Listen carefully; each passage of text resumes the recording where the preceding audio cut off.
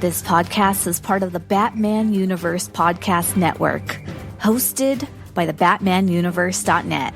Check out everything related to Batman and the entire Bat family at the BatmanUniverse.net, including news and original content related to comics, movies, television, merchandise, video games, and more. Also, check out some of the other unique podcasts that TBU has to offer.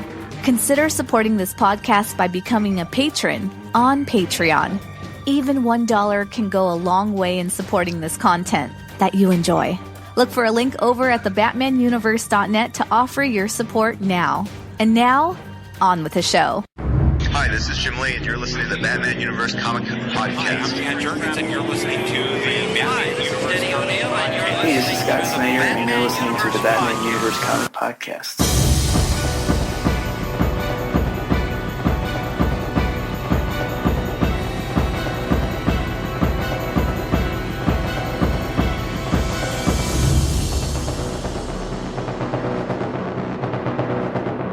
Hello everyone and welcome to the latest episode of the Batman Universe Comic Podcast.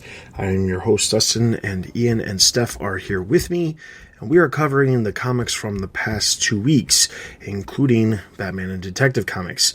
And for those of you who are unaware or skipped the last episode, the format is going to be in flux for the next month and a half, and I announced on the last episode that I'm going to be leaving the Comic Cast at the end of December with our very last episode of the year.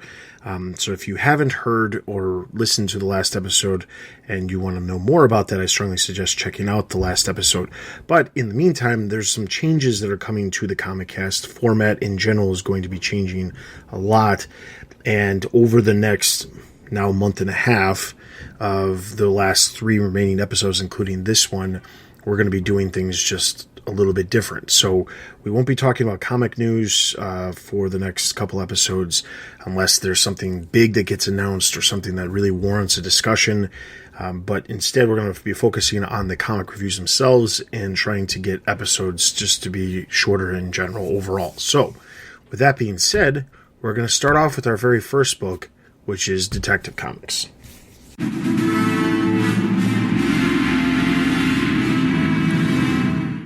Mount Hope Cemetery. Nora Freeze finishes constructing an unseen ice sculpture. Sometime later, Mr. Freeze and Batman arrive to find that Nora left a mausoleum with Victor's name engraved on it. Mr. Freeze takes it to mean that he's dead to her. Victor then confesses that he hacked into LexCorp to find out more about this serum that brought Nora back. The serum was from a flawed experiment Lex Luthor was tinkering with from the Forever Evil storyline. When injected, it makes its recipients mentally unstable. Mr. Freeze admits that he thought he could stabilize the serum and went ahead with injecting Nora anyway. Obviously, Victor's modifications didn't work, and Nora succumbed to the serum's effects. Batman probes Victor's mind for any clues as to where Nora might have gone next. At the Gotham Museum of Art, Victor says there is a statue called Little Dancer that brought Nora to tears. The two then drive off to the art museum. At the museum, Nora freezes 2 security guards near the Little Dancer statue. She sends one shattering to the ground, killing him. Before she can kill the second guard, Batman and Mr. Freeze intervene.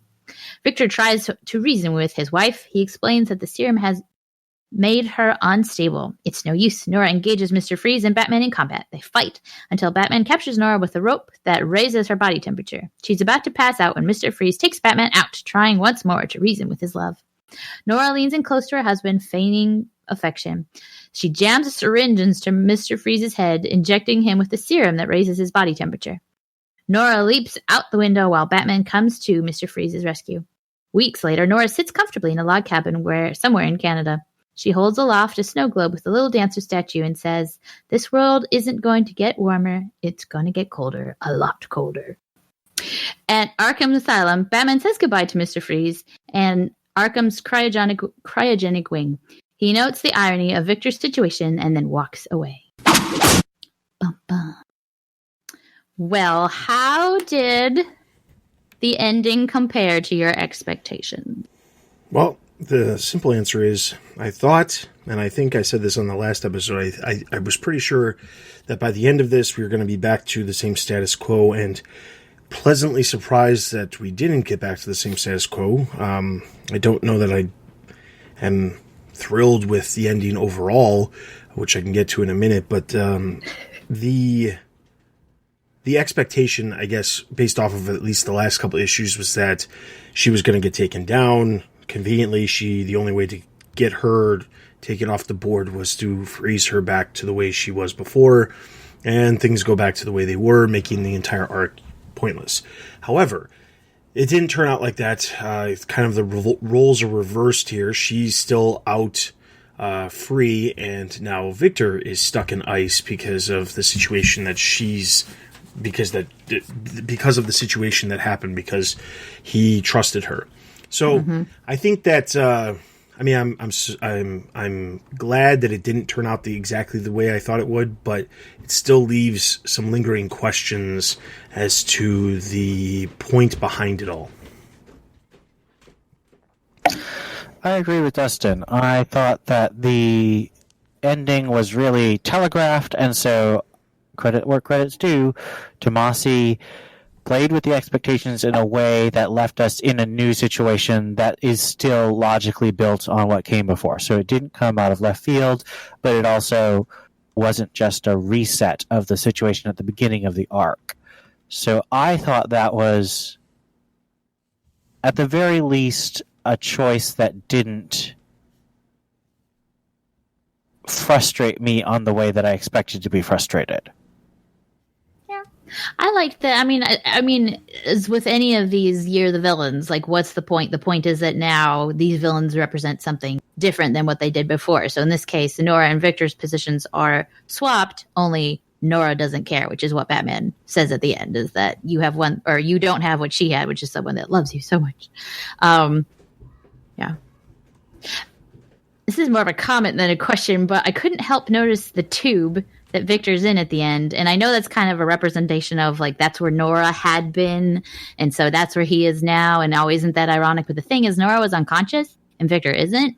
And so that's actually a torture device, right? The ones where you can't really sit down, you can't lay down, you can't really do anything in this obelisk. I just thought that was ironic and probably goes against some kind of Geneva Convention, and Arkham should probably be cited for. But I took the tube as he's not just like in a stasis situation. I took it as he is actually frozen.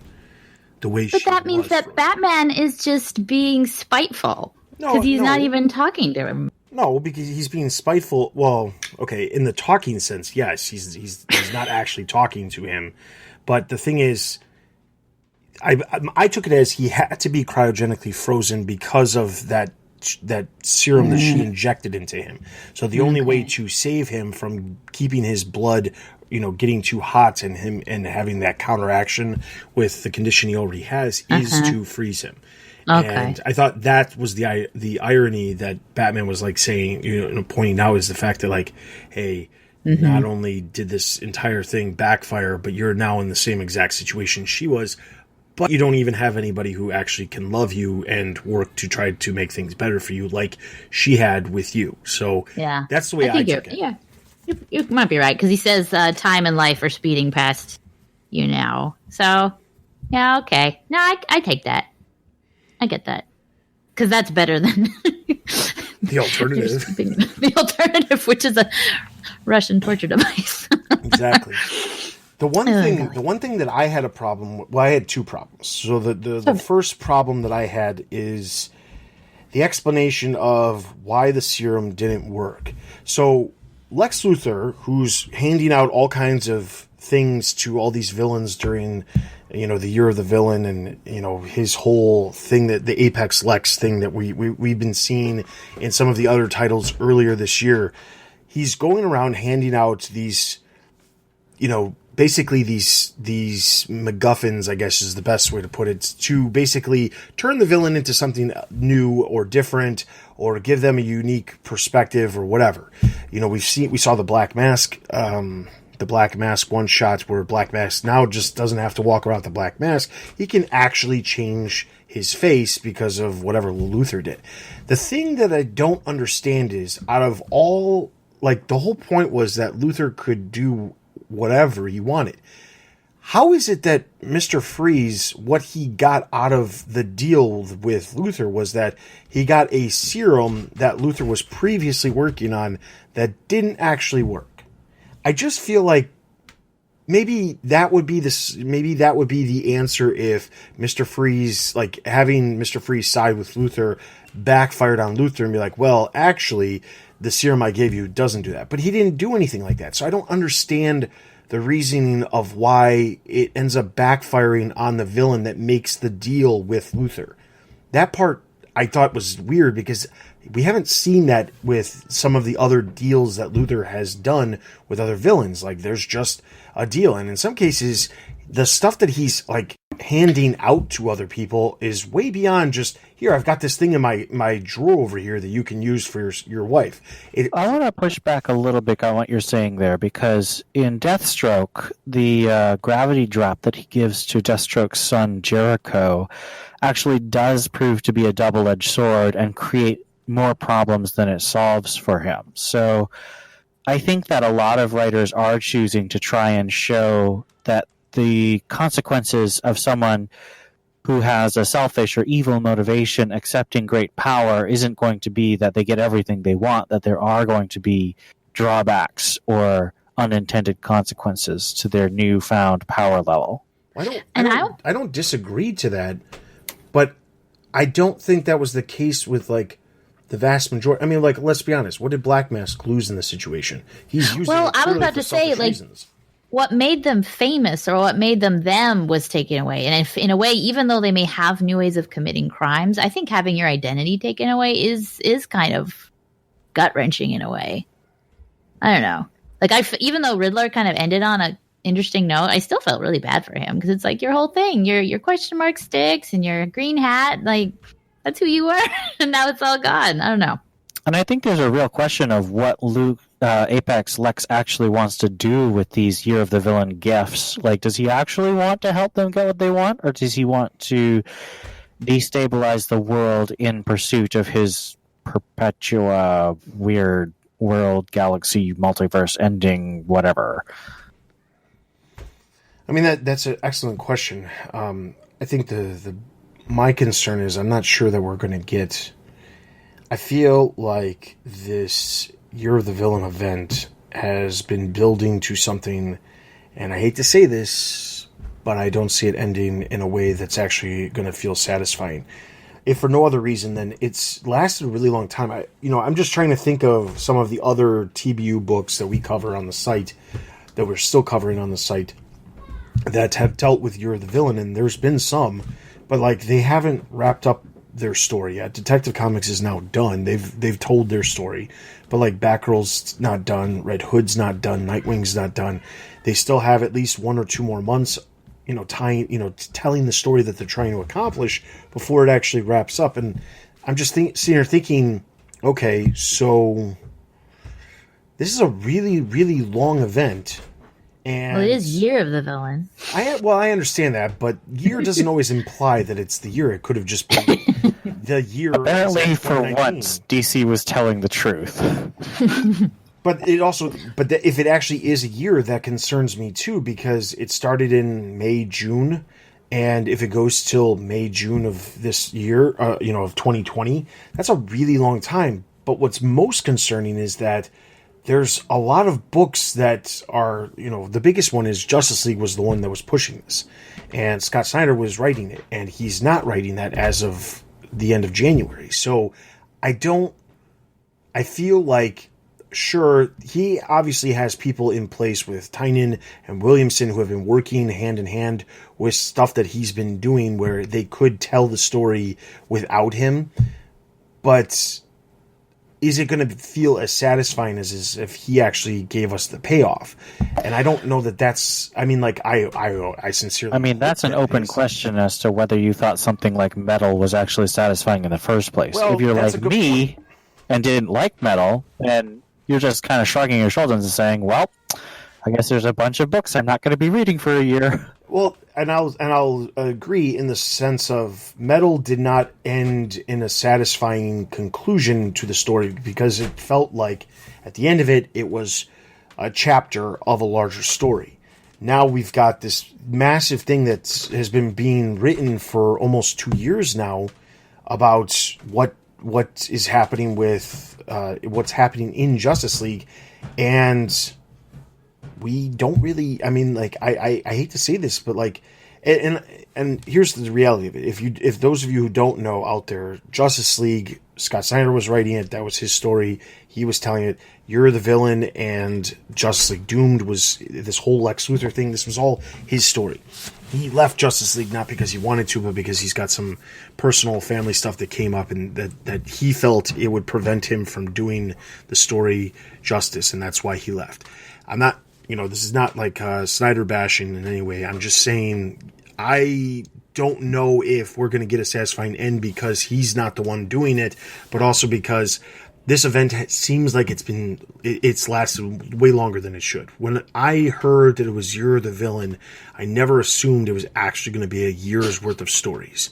And I think the biggest inclination that it wasn't going to be a year's worth of stories was that Batman, well, at least when around the same time that Year of the Villain started, we knew that Tom King was coming off of Batman in December. Batman was going to have a new direction as of January. We were told that a lot of the books were going to become monthly that are currently being produced twice per month, and now that's not happening. Where for at least the next couple months after that, we still have Detective and Batman being published twice per month. So it's either they're trying to wrap something up to get to something else, but it also begs the question of, well, why was that not the case back in May when they announced that this was, all these changes were coming? Because they said any of the books that are coming out twice per month will go back to monthly, and now they're not. So why aren't they? Is it because they don't because something else changed? And I don't think you could say that Snyder needing to come off Justice League is the thing that is making that change. So I don't know. I mean, Snyder has said on Twitter before it was announced that he was going to have to leave the book, Snyder had said on Twitter that they had planned out through 2020, at least through the summer of 2020, what they had planned. So the assumption is that if he would have stayed on the book, at least the story would have been wrapped by by the summer of 2020. And that means Year of the Villain could last until the summer of 2020, and then we could see something else. Maybe one of these crazy things that keep floating around the rumor mill about them doing another crisis level event that resets things or changes things, and those rumors keep growing louder and louder and louder while DC continues just to chug along. So it's concerning to me because I don't really know where we're going to go with some of this stuff, and that's the part that I'm worried about is, I don't want this all to obviously I don't want everything to end with status quo being the exact same. If anything, hopefully by the end of Nightwing, Dick Grayson comes back to being Dick Grayson and no longer Rick Grayson, gets tied back into the family, but there's no guarantee on that either. And the thing is, while some of that stuff has been rumored, I'm concerned about where some of these are going. This is this issue is not one of them, because this is a different status quo that just presents some new story possibilities without really affecting main characters of some of the books. Yeah, to bring it back to the Detective Comics discussion, I was wondering, do you think that Nora Freeze is a good replacement in Batman's Rogue Gallery for Victor Freeze? I think it was interesting that they had her keep saying, "Victor, your love for me is a prison," which is a fairly common philosophical idea, especially in the last, I'd say, 40 years. But even before that, love as a prison, love as keeping you confined when you don't want to be, has been a literary device for sympathetic characters for a while. But did you think that Nora is meant to be sympathetic in the same way that Victor is sympathetic for loving Nora? Or do you think this is going to be super temporary and she's going to snap back and be frozen again in a year? Or how do you think this is going to play out, and how do you feel about Nora as a villain? Well, this leads to my other problem, which is with this issue is I'm not sure where this is going, because let us not forget that Tomasi wrote a character, the Arkham Knight, and it kind of ended abruptly, in my opinion, in the sense of like the story wrapped, sure, but she was taken down, but not taken off the board, just taken down. And they left it very open-ended at the end where she could easily come back if they wanted her to come back. But here we are, time, a significant amount of time later, and she's not back. So the thing is Tomasi setting her up to be utilized by somebody else, or is he planning on coming back? Because if the whole point of this story was just to set up a character who is more murderous or more hellbent on destruction than Mr. Freeze is, because as they pointed out throughout this story arc, Mr. Freeze has said to Batman, I never did anything that wasn't with the intent of bringing her back. I did this all for love. And which is debatable depending on what writers we're talking about. Well, that's true. Right. I'm not gonna argue that. I mean, there's definitely some writers who have written the character differently. But yes, the thing is, that's the main characterization of the character, in my opinion, is that a lot of what he does and a lot of the things that we see him do deals with getting money so that he can, do whatever he needs to do for getting her back. His main goal is to get her back, out of the cryogenically frozen state that she's in, get her back to him. That's what he wants. Unfortunately, it doesn't always work out like that. And then even when it did work out and he was able to get her back, she's then decided she doesn't want to be with him anymore. So I think my problem is that if the intent for this character was just to take Freeze off the board, who sometimes can come across as a character you can be somewhat sympathetic to because of his reasonings of why he's doing what he's doing, and replacing him with a murderous person who has no reasons to do what she's doing other than she's pissed that she's in this state that she's in because of Victor, that doesn't seem like an upgrade. It seems like just another character. I mean, don't get me wrong. I'm all for more female characters, and actually Tomasi's got more female villains, that is, because Tomasi did the Arkham Knight, which was female, and now Nora Fries is walking around as another female villain, and I'm all for that because there's honestly not a ton of female villains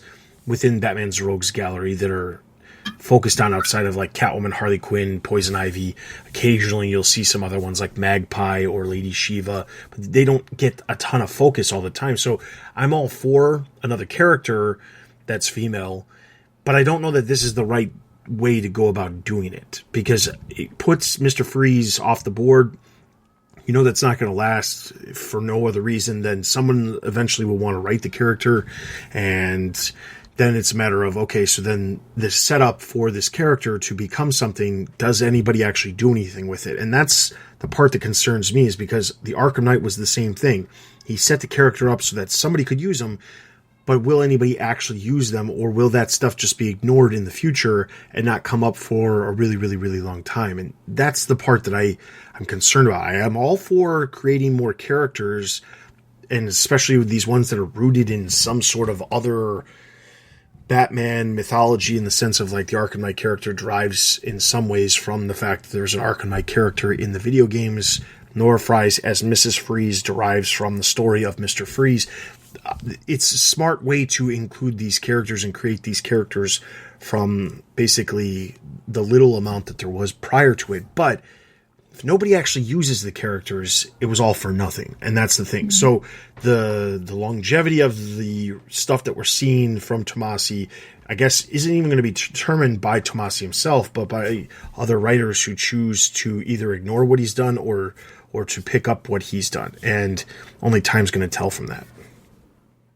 I thought it was interesting that so the serum, I don't think we mentioned it, was Lex's serum, which somehow also was used to create Bizarro when he was trying to clone Batman.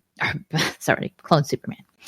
And that actually made little sense to me, because Bizarro ends up being kind of a kind person and has a big heart, even though he's unstable.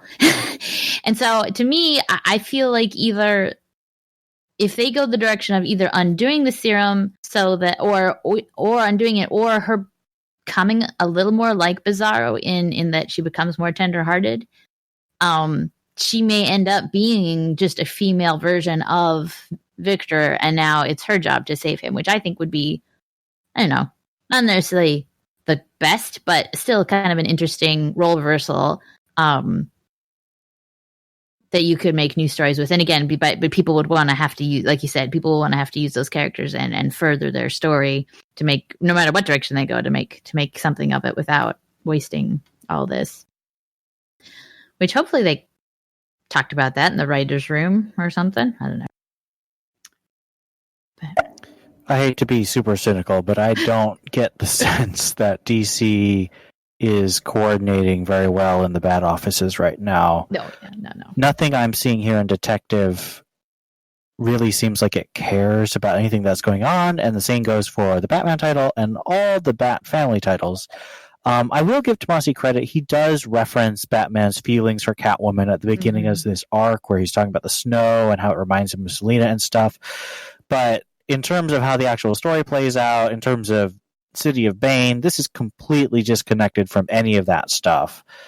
And so it just... Well, it does keep referencing the fact that it happens before the City of Bane. Right, because Alfred's alive. In a vain attempt. No, like there's an actual editor's note in every issue, I think. No, I know, but that's specifically because Alfred's alive. Oh, yeah, specifically. Spoil the next issue that we're going to cover. The salt is coming out, okay? Yeah, so that was all my questions about Detective. Anyone else have any other questions? No. I'm excited about next week's issue.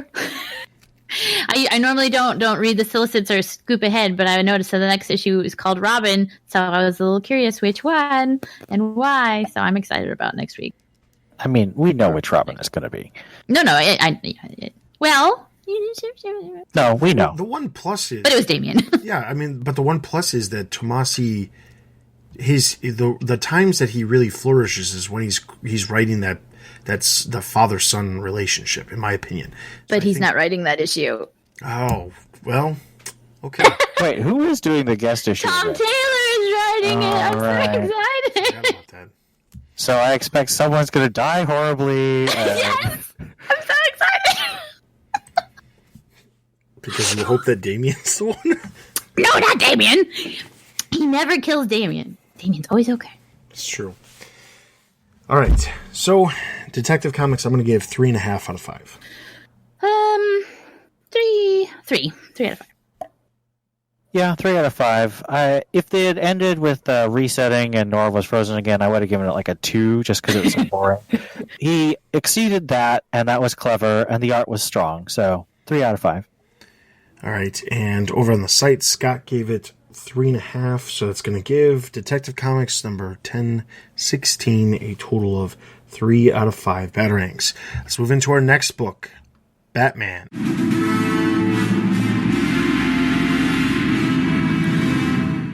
Batman number 83, written by Tom King, art by Mikel Janin. Batman awakes to listen to a recording of Alfred's voice reciting a poem. He finds himself seated in the dining room of Wayne Manor, looking across the table at Alfred's lifeless body. As Alfred's voice recounts fond memories of raising Bruce as a child, Batman rushes across the table and cradles Alfred's body with tears streaming underneath his cowl. Batman carries Alfred across the table, lays him on the couch, and covers him with his cape. Alfred's voice continues to remember young Bruce's smile. As the recording goes on to speak about watching as Bruce took the vow that turned him into Batman, Bruce looks up from Alfred's body to words spray-painted across the wall, saying, "You are not Batman."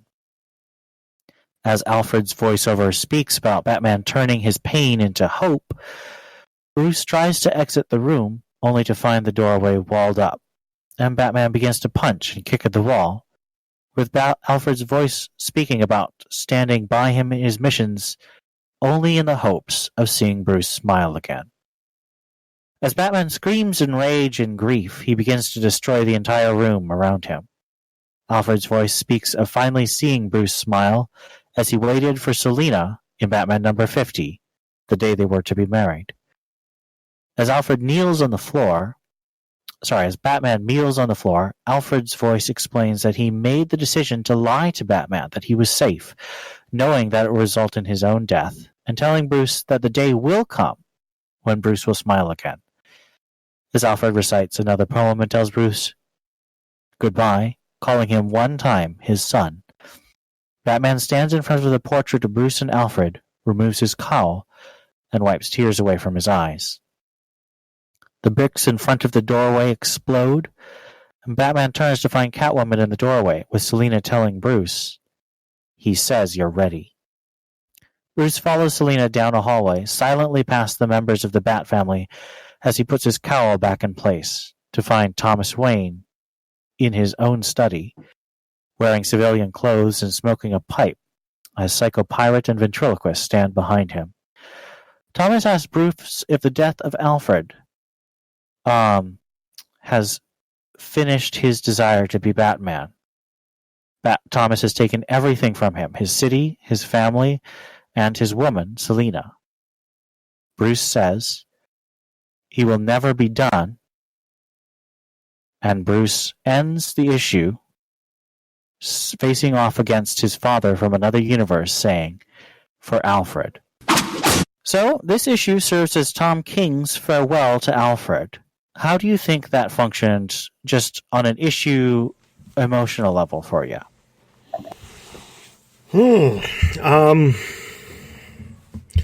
So, the idea that Alfred is actually dead, I mean, I'm going to say this. The issue itself, I think, was written very well, in the sense of, if Alfred is in fact dead, then this was in my mind, a nice way for him to get a final goodbye.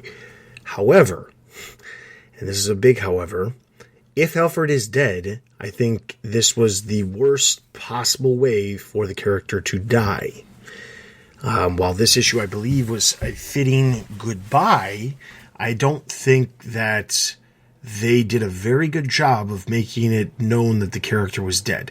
And a lot of that has to do with the fact that, let's be honest, I think we all sat here and said, well, Psycho-Pirate's involved. I mean, this issue alone has Psycho-Pirate having control over the entire Bat family as they just stand to the side, and he has Catwoman lead Bruce to Thomas. Like, this all happens in front of our very eyes. So how can we not believe that there's still some Psycho-Pirate stuff in play? There's all kinds of things happening. There's the brick wall that's there, but then not there. There's a lot of stuff going on that could still make you believe that he's not actually dead. But for some reason, around this, right before this issue came out, we find out, or not right before, but a little bit of time before, in February, there's a one-shot coming out that is going to focus on Alfred being dead. And the solicitation is acknowledging the fact that Alfred is dead. And when that solicitation came out, I was like, okay, so what is the swerve reasoning behind this, other than to potentially get people to actually think that Alfred is dead? But if he's not, what is the point of this book? And then this issue came out shortly after, and I thought to myself, okay, so they really want us to believe that he's dead. They must, because if they don't want us to believe that he's dead, why are they doing this? And the problem is that, like, if he's not dead, what was the entire point of having Psycho-Pirate control these situations? There's also a lot of other things going on, just like, what was it, 2 issues ago, or maybe it was the last issue, you saw Thomas Wayne walking through the Batcave with all the members of the Bat family taken out. In some cases, they were stabbed. And you have to wonder, okay, so how did they all go from being beaten beyond belief by Thomas Wayne to suddenly standing at attention in the middle of a room with no issues whatsoever? And of course, they might not actually be there, but I just don't understand where we're going. It it doesn't feel like there's enough time left to explain what's going on other than just be like, hey, Psycho Pirate, we punch you in the face and everything goes back to the way it was. And I really don't want that to happen. I know the next issue is supposed to reveal some stuff about how Thomas Wayne came to be and his involvement in the whole City of Bane storyline and explain some of the questions that we've had. But there's only one more issue after that, and I don't see how this is, like, if Alfred's dead, he's dead. There's nothing we can do about it at this point. But if he's dead, and there's so many other elements of what we've seen that haven't actually happened, it takes away from the fact that he was killed. Anybody who saw it, I mean, there was no moment that anybody thought he was actually dead, which says something about what we got as part of the story. And that's, I guess, where I'm having an issue with is, they keep trying to cement that he is dead. And if this is the big moment that Tom King said he had to get approval for to actually make happen, it feels like somebody messed up real bad. And yeah, I mean, I don't know. I mean, as a standalone issue, if he's dead, this was a good emotional story, but as part of a larger story, this entire story feels like it's going to end up not very good. I think you're wrong. I mean, my first impression was, golly, this is a lot of time spent on this one thing. And then I realized in the past, anytime anyone's died, we've been like, oh, wow, they spent like no time mourning that person. And so this, I think, is enough time. It's like half, 2/3 of the issue, is dedicated to saying goodbye to Alfred. And I don't really see what you're talking about. If there's solicitations about the death of Alfred coming up and everyone's acknowledging that he's dead and he's holding his dead body and we saw his neck being snapped full on, I don't know. I'd be willing to believe that Alfred is dead and that this is the change, which is the change I said that it was going to be, which makes me a little worried that Batman and Catwoman aren't going to get married. Because if this is the change... Well, remember that Tom King keeps saying there's 2 changes. Oh, did he? Okay, yeah, good. It's always been 2 changes. Oh, good. Then I wouldn't... I still think there's hope. That's not the right word. I think that Alfred could be dead. And I think for the story, it makes sense because Thomas thinks that, Alfred is one of the enablers, which he totally is for Bruce staying Batman. I don't think Batman needs Alfred. I mean, he had Penny too for a little while, but he just needs someone. So I think it makes sense for the story. I think I'm willing to accept it as not something that Psycho Pirated. The Bat family being there. I mean, if we are going the the Psycho Pirate route, I mean, it's possible they are either acting or are under some kind of thrall or something. Thomas says, I have your woman, so Catwoman's under some kind of control. I don't know what.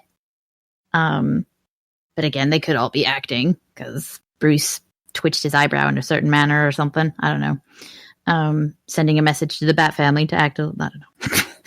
But I think it was.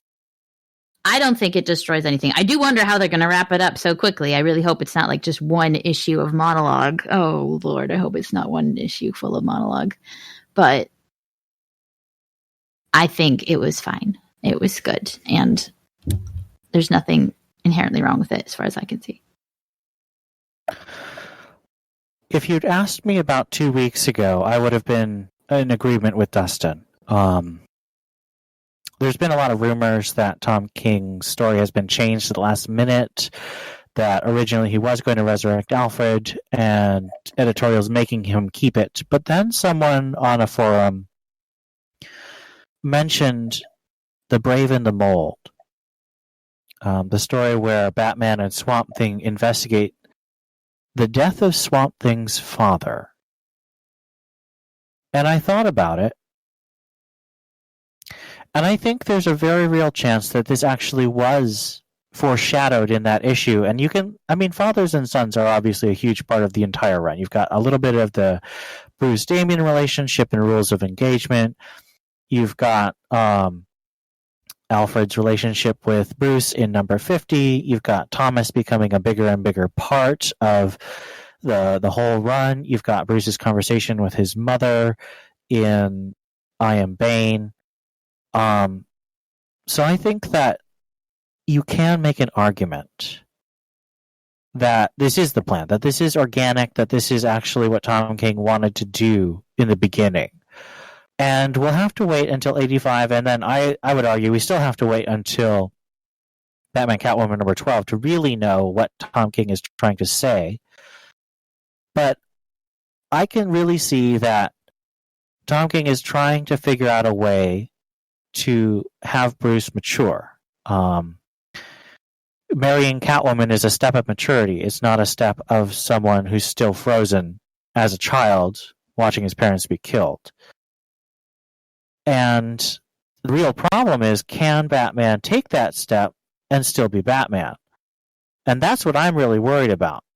I'm really worried that we're going to end with a sort of a hush or some kind of status quo where Batman and Catwoman might still be together, but they're not really committed, and there's all this distrust and stuff between them that I don't think would be satisfying or a whole lot of fun to read.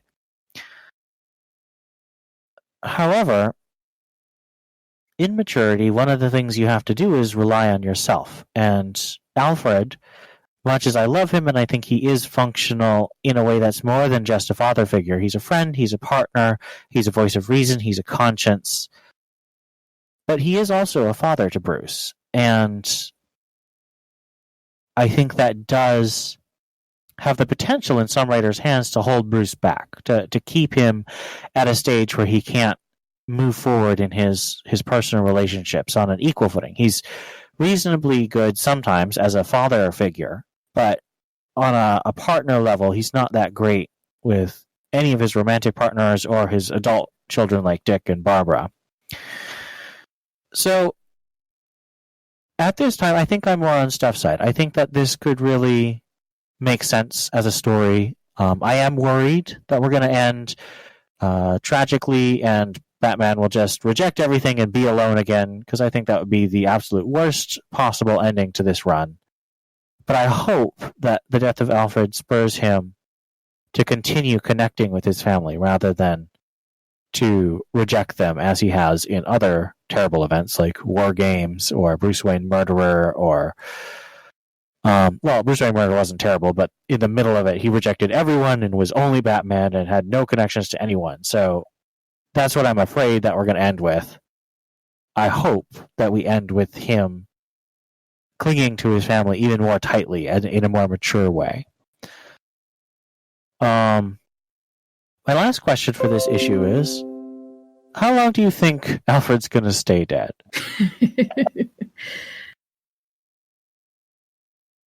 Like as a zombie? Come back as a zombie? No, he's going to come back as the outsider. That would be kind of cool. Well, the reality of it is that if there's some sort of crisis level event, he very well could be dead and then is back by middle of next year, which doesn't help the entire situation. I also have to wonder. I also wonder if I guess the question. I guess I have to wonder if the intent is to get Alfred off, like you were just saying, Ian. What would be the point? Like, I don't know. There's definitely something to those rumors, because there's another reason why we haven't gotten Batman Catwoman. You know, it's not coming out in January like they originally said it was. It's not coming out in February. It might not be coming out in March. And part of the initial explanation was, well, it's not coming because Clayman needed a little bit extra leeway to get ahead. Okay, that was fine for the first month. But the second month didn't make any sense, especially since we knew this project was happening all the way back in May of this year. So he already had a 7-month head start to get the first issue going. So the only thing that I could think of is they're giving him more of a head start, and they're going to wait to keep Batman Catwoman until after they do whatever they're doing. what does that mean for the future of the Batman universe? I mean, that means literally we could see all kinds of changes. And if we see some sort of crisis level event happen, we know from crisis level events that things tend to get changed. And regardless of what the rumors are about how, who's going to be playing the role of Batman or things like that, that's not really the concern. It's more of any of these situations that we're currently seeing unfolding that is status quo situations that are very different than the normal status quo. Those could easily be reverted back to after a crisis level event.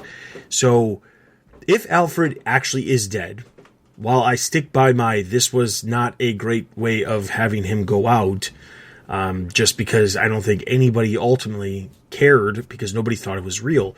If we need to get a one shot 2 months after the story ends to solidify the fact that he is dead, there's also something terribly wrong with how it was portrayed in the story, because if people still don't get that he's dead, then there's that. So while I have a problem with that, I can see it easily being reverted back if there's if there's a massive event next year like some of the rumors currently out there are suggesting. I disagree with a little bit with the way it was done isn't good, because and I mean it depends on your preference of how someone dies, but I think sometimes for me some of the most poignant deaths are the ones that seem like plain and just regular, like Buffy the Vampire Slayer was always about crazy things happening and vampires and monsters, and people sometimes would die, but it was always big and emotional, and they had their farewell and go get you can do it, blah, blah.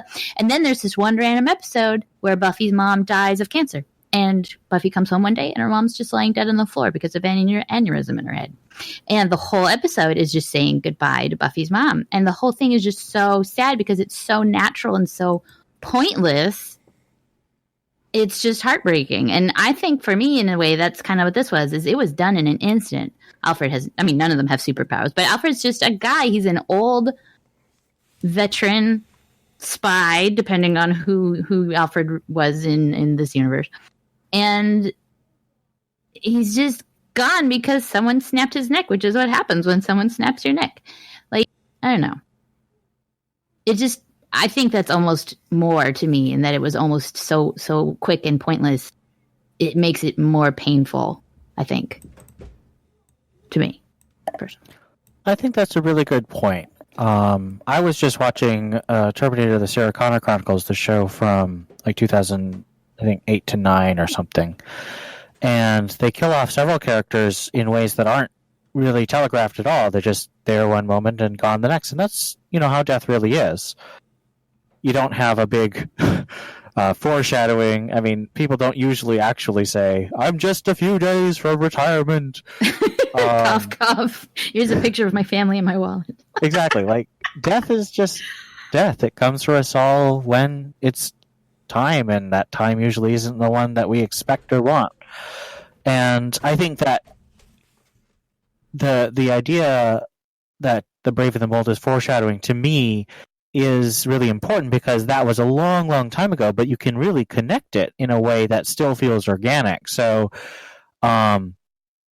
it's not quite as random and pointless as it could feel, but it still has that sense of reality. I think Dustin's right. I think we are looking at some kind of massive relaunch. We're definitely looking at several major creative changes in the next few years. I think that if Batman Catwoman's in continuity, then we're not going to see Alfred back for a minimum of 2 years till that one's done. If some of the things that I've heard are true and Batman Catwoman turns into a Black Label Elseworlds book, it's anyone's guess. I think that when Tom King, if this was Tom King's original plan, when he got permission from DC editorial to kill Alfred, he saw it as lasting for a minimum of 5 years, probably closer to 10 years.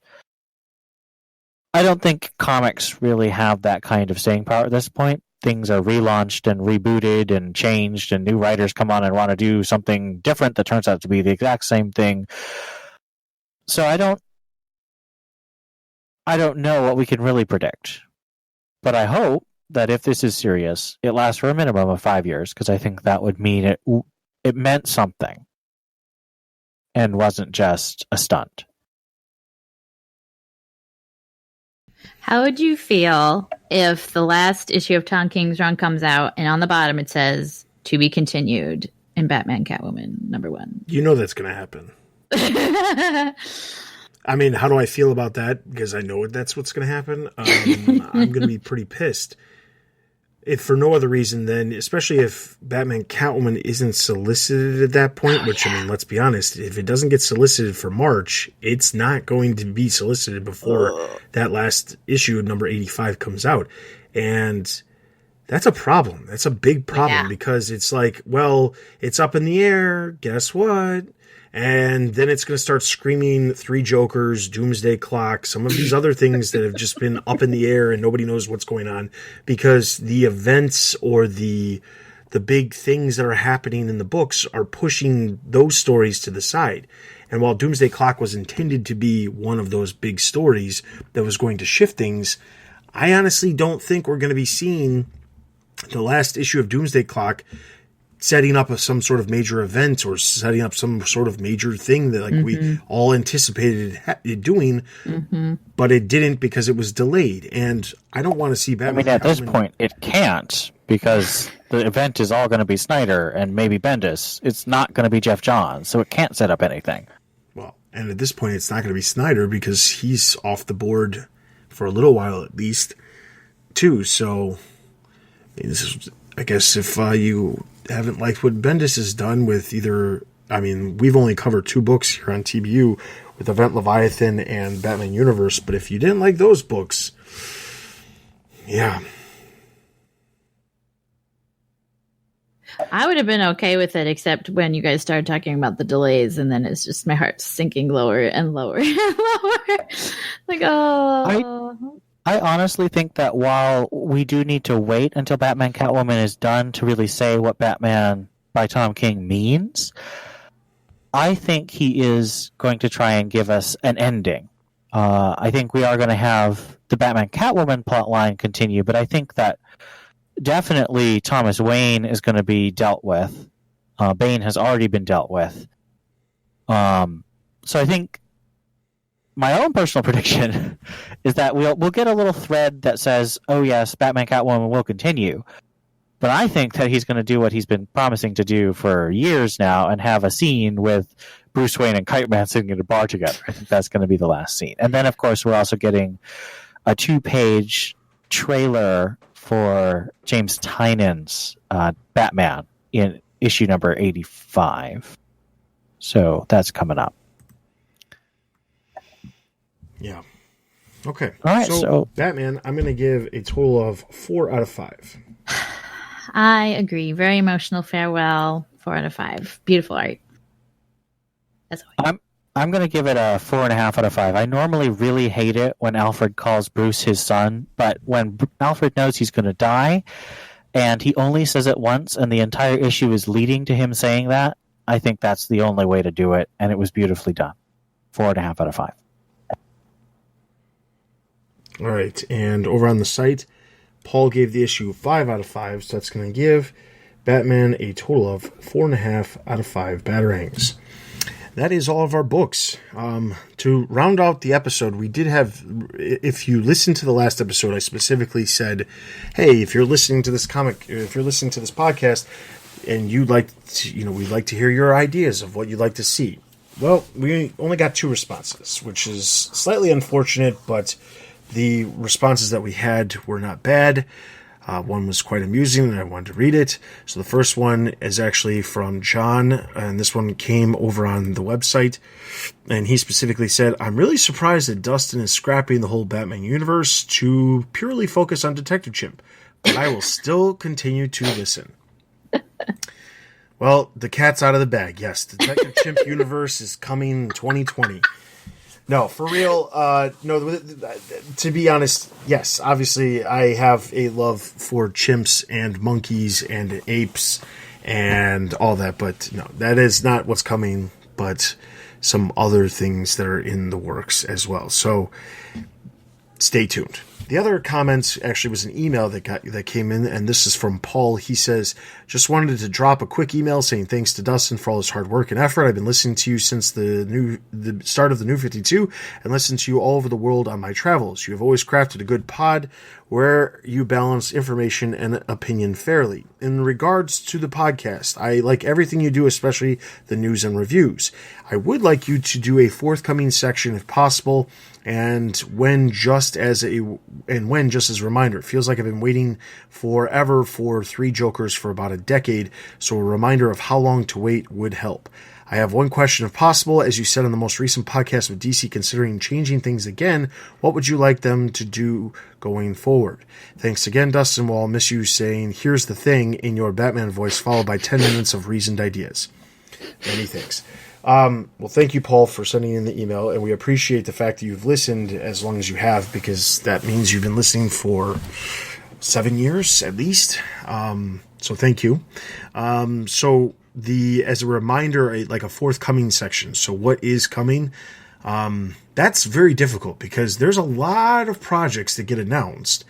Maybe this could be something we could consider doing as maybe an article. I don't know how often we would update it because there's not a whole lot of information, but some of the projects that get announced but don't have release dates, solicited release dates. For example, I can tell you off the top of my head, there's at least 6 different series that have been announced that have yet to be solicited. Three Jokers is, in fact, one of them. There's the Arkham Asylum 2 by Grant Morrison, which was announced over a year and a half ago. That has not been solicited. There's a Mark Silvestri project that was announced officially a year and a half ago, but was being talked about for almost 5 years now. Creature of the Night, which finally just wrapped up, was talked about since 2011 before the first issue came out in 2017. So, I mean, there's definitely some. Three Jokers is expected to come out in 2020 at some point. At least that's what Jason Fabic has said on Twitter. But yeah, maybe an article series every quarter, kind of updating some of these projects, hearing what we hear through the grapevines and what the creators are talking about on Twitter, kind of updating, giving any sort of updates for these projects. That could be an interesting thing. As far as a thing to talk about in the podcast, we could still bring it up probably every once a quarter, referencing the article that we write up, but there is not a whole lot. I mean, Fabic has been posting more art recently, but I think it's because he's a little further along, and if not complete at this point. I imagine that he's complete because Jeff Johns has been done with Doomsday Clock for a while. That final issue has been over at Gary Frank's hands since May, and he finished it and announced that he finished it back in, I believe, August or September. So it's been quite some time since those two creators had their hands on it. So it begs the question of why in the world did they wait till December to release the issue? But I guess that's a question for another day. But anyway, yes. And then what would I want to see them do going forward with stuff in general?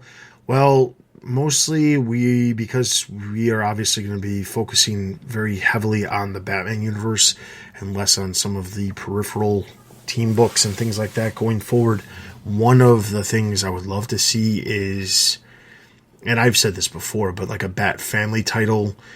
Detective Comics was kind of the answer to that at the beginning of Rebirth, but the only issue with that was it did a good job of featuring a variety of characters. There's no question about that, but ultimately it was a story that story arc to story arc focused very heavily. I'm looking for more of like an anthology title, and let's be honest, DC loves the anthology titles. They do them all the time for the holidays. If they got an anthology title that they could release once per month, that they could slap $7-8 on, and people would actually pay for it, and you had, maybe 8 different characters with 10 pages apiece, giving 8 different creative teams the ability to like work on these different characters and swap out the characters here or there. I would love to see something like that, because I think one of the things that happens way too often in the Batman universe is that because there are so many characters part of the universe and part of the Bat family, we rarely get a lot of focus, and we can go a long period of time without focusing. I mean, there was a period of time from the time Tynion ended his run on Detective Comics, which was May of 2018, to the time that Batman Outsiders came out, which brought back Cassandra, focusing on her. There was the Batman Signal miniseries that focused on Signal, but before that, it was like a year before since the last time we had seen him. Then Batman The Outsiders came and it brought Signal back, but those characters were just kind of like out there. Currently, we're not seeing a whole lot of Spoiler. She hasn't popped up a whole lot. I know she's going to be popping up, at least by the looks of the cover, in an upcoming issue of Young Justice. But there's a lot of characters that don't get a lot of focus, and I feel like if you really want to go crazy with the world building, get creators to interact with each other, telling stories that involve a lot of these other characters that don't get a lot of focus. That's what I'd like to see, because I think that world building is way more important than they've been putting the focus on, and I assume they realize that because, you know, they talked about New York Comic Con, how they're trying to work out this massive timeline. You assume that part of that reasoning is because they want to make sure the world building is there. And I personally think that world building is huge, and I don't think a lot of other people would disagree when you look at other elements within media. You look at Star Wars, world building is something that is bringing people in to the movies, and you look at the MCU, and while maybe not maybe comics aren't the place that it's happening all the time, it really is an easy place to make it happen because you don't have to worry about arranging as much. You have one group editor organizing and, you know, connecting the dots between things, and it's not like that hasn't happened in the past, so there's no reason it shouldn't happen now. But that's how you create something that's really, really lasting and really has a lot of characters that different people can get interested in. I think that's something that DC really, really needs to do. And I think Rebirth, the intention was there, it just hasn't happened. So, what would you guys like to see? Pretty much verbatim what you said. I think, I don't know if this is exactly what you said, but an anthology where you just have anyone who's not in any big stories right now, or maybe they are, or just random, doesn't even have to be Batman universe, just people who you don't see very often having their own stories, and then kind of just gauging the popularity of either the writer or the character and maybe launching their own book or something. I don't know. Like, I just bought I forget what season it was. It was it was just a new creator showcase. And there was from last year, and it was a little story about Damian and Selena doing a little adventure together and not telling Bruce about it. It was kind of cute. And, you know, I wouldn't mind seeing more of that. Probably I'm in the minority there, but seeing something, just more human interaction between the characters, I think is something I'd also like them to focus on instead of being so adventure driven, which is kind of what they're doing with Outsiders, but Outsiders is also a little boring. Yeah, I agree with Steph. It's been really disappointing because there's a lot of great characters, but they're not being used in a way that draws me in. I think what Destin proposes is a really great idea.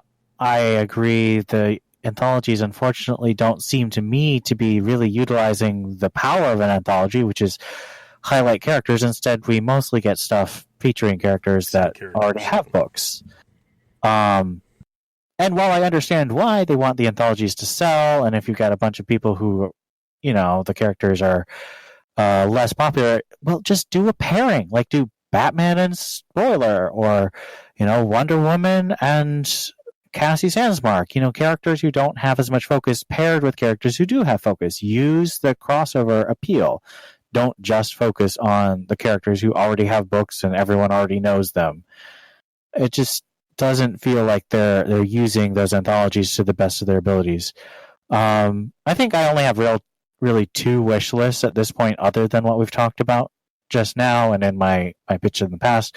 I want Christopher Priest on a Bat book. I prefer him on Batman or Detective Comics, but I think he'd actually do a great job with Nightwing or any of the characters. I also want a Stephanie Brown book. I'm just going to keep saying that until I get one, and so I'll probably keep saying that for the rest of my life.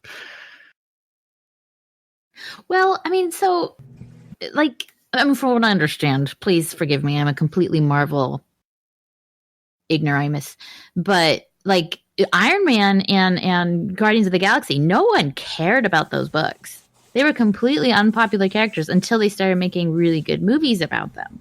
And so I feel like, as much as I'm not really looking forward to the Birds of Prey movie, it's highlighting characters that non-comic book readers have never heard of. Like Cassie, like Montoya, like Huntress, like in general, other than, here and there in the cartoons, those are just they don't exist. And so bringing them to the mass media's attention may be one way to bring the more books out. And as much as I hate the book copying the movies, it may be one way to bring some attention to those characters. And so maybe seeing more movies or more mainstream media featuring those lesser known ones might be good. Because the reason Batman's so popular is Batman's everywhere. It's like if we put the effort into other characters that we did into Batman or Superman, maybe we'd see more of them around too. Yeah, I think the problem is that there's a really bad disconnect overall with what everybody's doing within Warner Brothers as far as the comics, the movies, the TV shows. Very, very bad connections between what's happening. And I'm not trying to sit here and say that Disney and Marvel are doing it all right, because they're not. I don't know that, as far as I am aware, sure, there's definitely some good focus on some of those characters like Iron Man and Thor that wasn't there prior, but also Marvel rebooted a lot of their books in the middle of right around in the middle of the Infinity Saga that they were doing, where the main characters were Captain America, Thor, Iron Man. They rebooted their books and had completely different characters take over the roles. So you can't sit here and say that the comics are always going to reflect the reality of what's going on, because the other part of it is, we know from especially work that you've done, the movies don't always boost the books. So they don't. so there's no question about that. The books have to be good on their own, and they need to be able to support themselves regardless of what's happening. Oh, absolutely. Collected editions, there's a whole other story. I'm positive the collected editions, the sales go up for some of the characters that are featured in some of these films, because that's a better value for a consumer. Getting an entire story arc compared to a bunch of single issues is just a better value. Right. So for that side of it, I could see that. But Marvel at the same time, they had the Netflix shows. They didn't want to go full in on connecting to the MCU. They didn't want to have Agents of S.H.I.E.L.D. while it was connected. They only had a very few situations that, intersected. And even then, I mean, let's be honest, Coulson died in the Avengers movies, but somehow he was alive in Agents of S.H.I.E.L.D., which was because, the show was happening, so he needed to be alive. The thing is, they're not a great example of it either. However, they're going in a different direction now, where they've done the Infinity Saga. They have a new slate of movies that they're doing. They have shows that they're putting together for Disney Plus that will tie directly into what's going on. And when you look at what Disney has been doing with their individual franchises that they have, they're very much all about trying to have a lot of different things intersect with each other. Sure, it took some time to make a lot of that stuff work, but now that it is working, you can see how successful it can be. Warner Brothers, on the other hand, has everything in its own little path. All the television stuff is going in its own direction. In some cases, different directions based off of the fact that there's shows on different networks that don't interact with each other. The DC Universe stuff that we see with Titans doesn't intersect with the same stuff that we see on the CW. That could change maybe with the Crisis stuff, but right now it's not. The animated stuff goes its own direction. A lot of this stuff they do what they think is going to be successful regardless of whether or not it can tie in with the existing things that they've got going on. The CW stuff is probably the best example of them taking a number of different franchises with a variety of different characters and making it work. But when it comes to the movies and the comics and even the TV shows and the comics, DC will gladly latch their anchor onto something that they think will be successful, but very rarely does it end up being successful for them in the long term. So the only thing that probably has worked in their favor is the popularity of Harley Quinn skyrocketed after Suicide Squad, and they just continue to pump out a ton of Harley stuff. But outside of that, I don't really see it going in a good direction, because I don't really think that they're looking at this as how can we make a lot of what we're doing super successful. And they're just in a different mindset than what's happening over at Marvel/Disney, unfortunately. So anyway, with all of that being said, I want to encourage you guys to head over to the site to check out all of the other podcasts that we have to offer. We have reviews of all of the books that we currently cover at TBU. Those are posting on Wednesday, Thursday, and Friday every single week, depending on which book is which books they are. In addition to that, you can follow us on Facebook, Twitter, Instagram, and YouTube for all this news and videos from the Batman universe. You can join our Discord. That's always greatly appreciated. Leave us reviews on iTunes. Those are always greatly appreciated. And I implore you, if you haven't yet done so, please send us an email at tbu@thebatmanuniverse.net with any questions, comments, concerns about the future. Also, if you are so inclined, we're going to be revealing in the next episode some future plans for TBU as a whole, but we are in the process of ramping up our staff. So if you are so inclined to either review comics or to write content in general, we're looking for a lot of people to join our ranks in the coming month. So I encourage you, if this is a good time, to get in touch with us. Email me at tbu@thebatmanuniverse.net, and we'll figure things out to get you working with us. With all of that being said, for Ian, Steph, and myself, this has been the Batman Universe Comic Podcast, and we'll see you guys next time.